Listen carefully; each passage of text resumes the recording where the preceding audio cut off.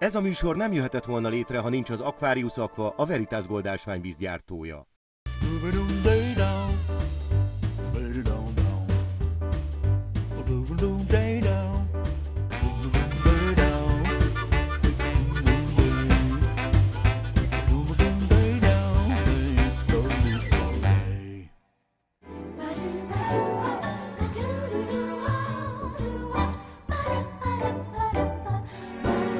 Vajon milyenek lennének a mindennapok mondjuk 50 évvel ezelőtt? Mi működött másképp? Mi változott? Készüljetek fel egy izgalmas időutazásra, mert a múlt és a jelen összehasonlítása következik. Erről szól a Flashback, régen és most. Ja igen, ez meg én lennék. Tamás Anita vagyok. Párizs. Mikor az ember kimondja ezt a szót, valami biztos, hogy azonnal az eszébe jut. Hogy az Eiffel-torony. De vajon a világ egyik legismertebb turista látványossága mindig ilyen népszerű volt? Ugorjunk vissza az időbe. Azt minden bizonnyal még maga Gustave Eiffel mérnök sem gondolta volna, hogy a róla elnevezett monumentális acéltorony Párizs jelképe lesz. A torony az 1889. évi világkiállításra készült. Eiffel maga a toronnyal Franciaország ipari erejét akarta megmutatni, valamint a mérnöki munka és a technikai fejlődés diadalát.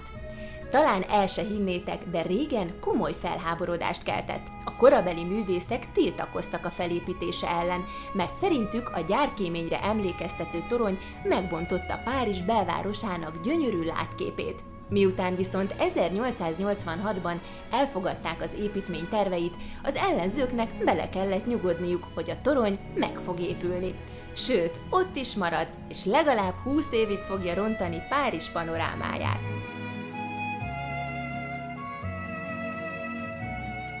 Monsieur Eiffel, qui est Monsieur Eiffel? Monsieur Eiffel építette Párizs legjellegzetesebb szimbólumát, az Eiffel-tornyot, ami első ránézésre csak egy vasdarab, ami ridegnek tűnhet. Mégis sikerült egy olyan hangulatot teremtenie a városnak, ami mindenkit elvarázsol.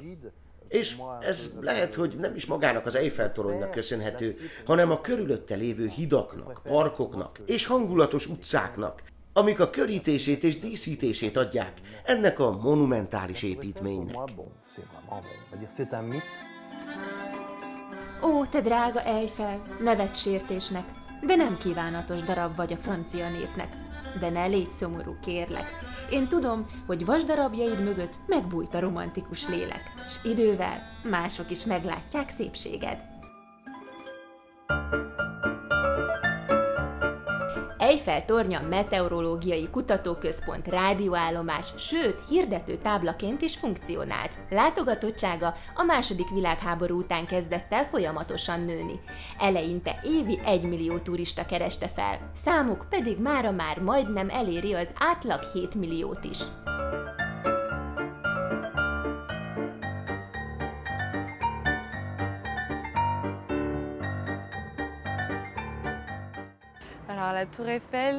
A 324 méter magas Eiffel-tornyot a párizsiak kezdetben nem szerették igazán, de később ez a műemlék a francia főváros szimbólumává és a világ leglátogatottabb turista látványosságává vált.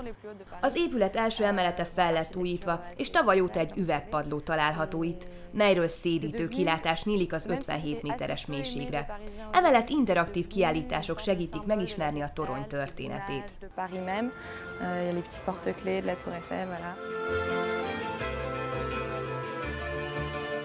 Nem tagadom, tényleg van valami lenyűgöző ebben a monumentális acélhalmazban.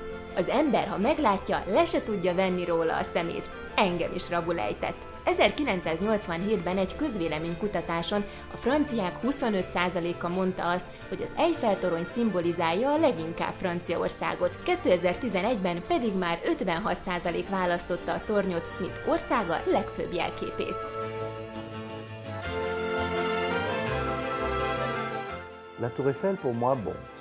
Az Eiffel-torony az egy mitológia. Azt nem tudjuk elhagyni, ha Párizsba megyünk. Azt egyszerűen látni kell. Ez az egyik fő jelképünk. Ám mégse ez adja meg Párizs romantikáját, hanem mindaz, ami körülötte van. tout ce qu'il y a plus naturel autour de Paris, qui est merveilleux. Párizs kihagyhatatlan turista látványossága a jeles alkalmakkor különböző díszkivilágítást is kap. 2003 óta pedig óránként 10 percig még villog is, miközben folyamatosan világító toronyként pásztázza a párizsi éjszakát. A manapság csak öreg hölgyként becézett torony ugyan a múltban elég sok kritikát kapott, mára azonban Franciaország és a romantika jelképévé vált.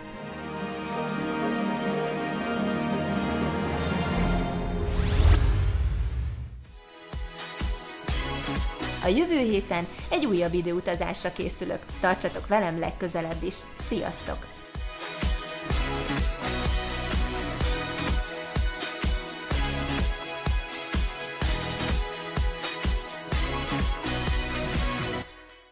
Ez a műsor nem jöhetett volna létre, ha nincs az Aquarius Aqua, a Veritas Gold ásványvíz gyártója.